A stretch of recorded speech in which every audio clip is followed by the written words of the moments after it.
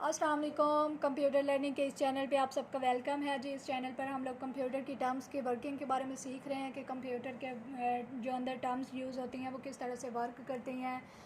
आज का हमारा लेक्चर है जी फॉर लूप के बारे में। इससे पहले हम लोगों ने एल्स स्टेटमेंट वाला भी चैप्टर कर लिया है और लूपिंग वाला चैप्टर स्टार्ट किया हुआ है, जिसमें हम लोगों ने while loop, do while loop को थ्योरेटिकली और प्रोग्रामिंग के हिसाब से करके देखा लास्ट लेक्चर्स में। उसके अलावा basic structure of C++, data types, variable declaration, initialization, उसके बारे में मैंने लेक्चर्स अपलोड किए हुए हैं।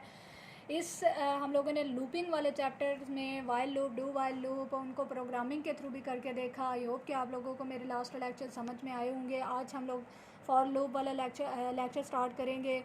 इसमें हम लोग देखेंगे कि फॉर लूप किस तरह क्या होता है, उसके सिंटैक्स क्या होता है, उसकी फ्लो चार्ट क्या होती है, वो किस तरह से वर्क करता है। नेक्स्ट इंशाल्लाह हम लोग फॉर लूप के हिसाब से प्रोग्राम्स भी करके देखेंगे। फॉर लूप का लेक्चर स्टार्ट करने से पहले अगर आप हमारे चैनल पर न्यू हैं तो प्लीज़ इसको सब्सक्राइब कीजिए, हमारे बेल आइकन को प्रेस कीजिए ताकि नए अपलोड होने वाली जो वीडियोज़ हैं उनके नोटिफिकेशंस आप लोगों को रिसीव होते रहे। हमारी वीडियो को एंड तक देखिएगा प्लीज़। और अगर आप लोगों को हमारे पढ़ाने का मेथड अच्छा लगा, हमारी वीडियो अच्छी लगे, हमारे नोट्स अच्छे लगे तो प्लीज़ हमारी वीडियो को लाइक कीजिएगा, शेयर कीजिएगा। अगर आप लोगों का कोई भी क्वेश्चन हो तो हमसे ज़रूर कमेंट बॉक्स में पूछिएगा ताकि हम लोग उसके आंसर में आप लोगों के लिए कोई और वीडियो बनाकर अपलोड कर सकें। तो हम लोग स्टार्ट करते हैं जी। फॉर लूप क्या होता है? For loop executes one or more statements for a specified number of times. ठीक है, ये फॉर लूप एक ऐसा स्ट्रक्चर होता है जो आपके लिए एक से ज़्यादा स्टेटमेंट्स को एग्जीक्यूट करता है उस नंबर ऑफ टाइम के लिए जो आप लोगों ने उसके लिए स्पेसिफिक बनाया होता है। This loop is also called the counter control loop. ये एक ऐसा लूप होता है जिसको आप लोगों ने काउंटर कंट्रोल्ड लूप भी कहा होता है।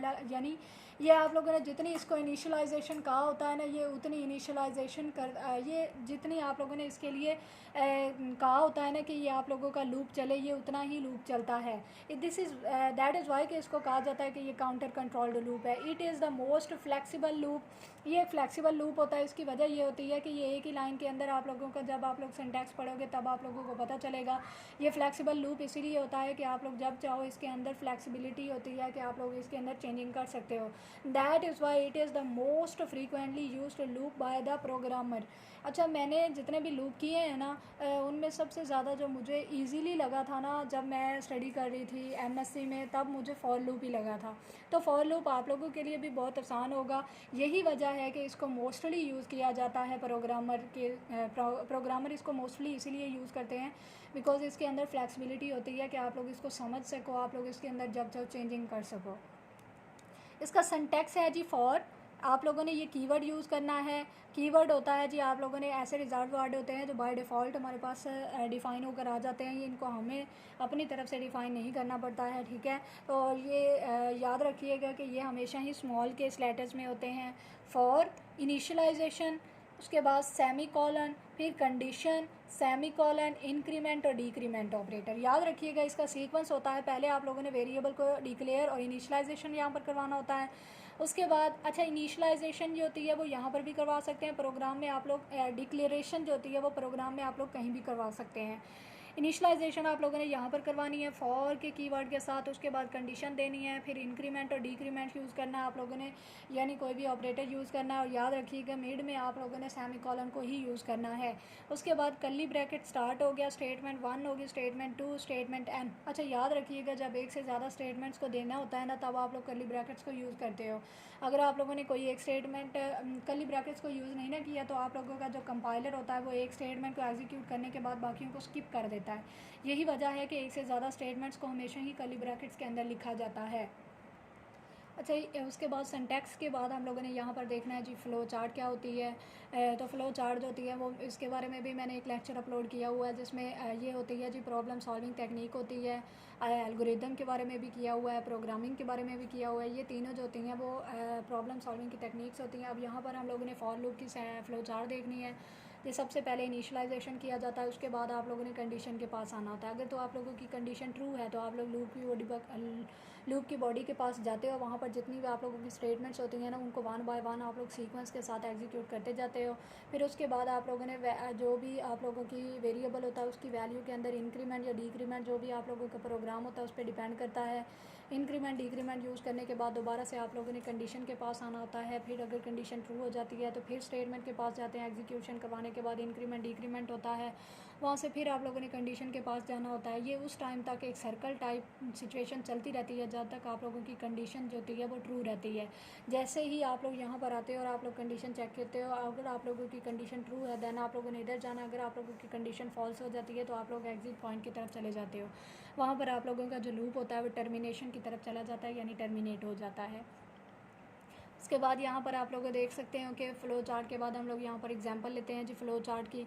तो display counting from 1 to 5 using for loop use करते हुए वो कह रहे हैं कि 1 से लेकर 5 तक आप लोगों ने काउंटिंग को डिस्प्ले करवाना है। Hash include iostream.h, hash include conio.h and void main। Basic structure of C++ के बारे में भी मैंने अपना एक लेक्चर अपलोड किया हुआ है। अगर आप लोगों को स्टार्टिंग ऑफ प्रोग्राम की समझ नहीं आई तो आप वो लोग मेरा वो लेक्चर देख लीजिए, आप लोगों को अच्छी समझ आ जाएगी। स्टार्टिंग ऑफ प्रोग्राम हमेशा यहाँ तक होता है। हेडर फाइल जो होते हैं वो आप लोगों के प्रोग्राम के अंदर यूज़ होने वाले फंक्शंस पर डिपेंड करते हैं कि आप लोगों ने कितनी हेडर फाइल्स को मज़ीद यूज़ करना है। उसके बाद स्टार्ट करली ब्रैकेट स्टार्ट है। इंट एन यानी वेरिएबल को मैंने डिक्लेयर करवाया। मैंने कहा था सिंटैक्स को डिटेल में बताते हुए कि आप लोग वेरिएबल को डिक्लेयर कहीं भी कर सकते हो, तो मैंने यहाँ पर डिक्लेयर कर दिया। क्लियर स्क्रीन का एक फंक्शन है जो आप लोगों की स्क्रीन को क्लियर करने के लिए यूज़ किया जाता है, जो सेमीकोलन के साथ एंड होता है। फॉर सिंटैक्स को अपने माइंड में रखिएगा, जो फॉर लूप का था फॉर कीवर्ड, उसके बाद आप मैंने कहा था कि इनिशियलाइज़ करवाना होता है। और इनिशियलाइज़ का मतलब होता है कि आप लोगों ने डिक्लेरेशन के दौरान ही अपनी वैल्यू असाइन वेरिएबल को करनी होती है। डिक्लेयर मैंने ऊपर करवा लिया, यहाँ मैं सिर्फ इनिशियलाइज़ करवा रही हूँ। n = 1, 1 से चूँकि स्टार्ट करना है क्योंकि 1 to 5 उसने काउंटिंग कहा हुआ है तो 1 दे दी।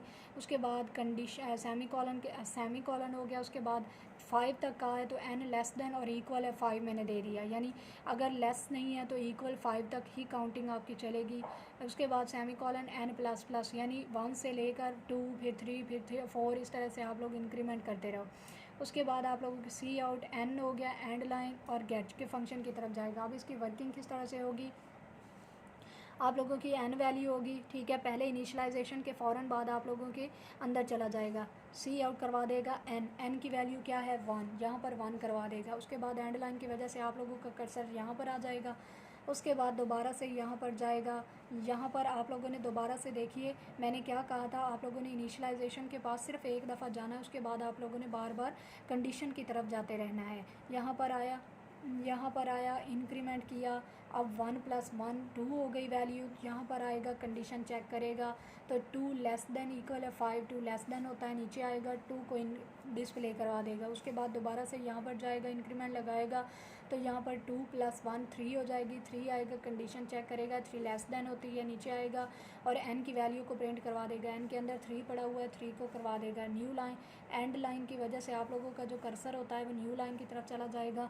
उसके बाद यहाँ पर आएगा, इंक्रीमेंट लगाएगा, अब 3 + 1 4 हो जाती है। अब 4 यहाँ पर आएगा, 4 लेस देन होती है 5 से, इक्वल नहीं होती है लेकिन लेस देन होती है। अगर कोई एक कंडीशन भी ट्रू हो जाए इसका मतलब ये होता है कि आपका लूप चलेगा, कंडीशन ट्रू है, ठीक है। 4 लेस देन होता है 5 के, 4 को प्रिंट करवा देगा नीचे आकर n की वैल्यू को। एंड लाइन की वजह से कर्सर यहाँ पर आएगा, इधर जाएगा, 4 + 1 यानी 5 हो गई 5। अब 5 जो होता है वो लेस देन इक्वल है 5, ठीक है। ये कंडीशन है आप लोगों की, यहाँ पर n की वैल्यू मैंने 5 रखी हुई है। अब आप लोग देख सकते हैं कि जो 5 होता है ना वो आप लोगों का 5 जो होता है वो लेस देन इक्वल है 5, इस तरह से आप लोग देख सकते हैं कि 5 लेस देन नहीं है लेकिन इक्वल होता है 5 के, तो इसीलिए नीचे कंडीशन ट्रू हो जाएगी, नीचे आएगा, n की वैल्यू 5 प्रिंट करवा देगा। एंड लाइन की वजह से आप लोगों को कर्सर यहाँ पर मूव कर जाएगा, ऊपर जाएगा। अब 5 n की वैल्यू +1, 5 + 1 हो गई 6। अब 6 जो होती है वो लेस देन इक्वल है 5, ठीक है ना। 6 लेस देन होता है 5 से और ना ही इक्वल होता है 5 के, आपकी कंडीशन फॉल्स हुई।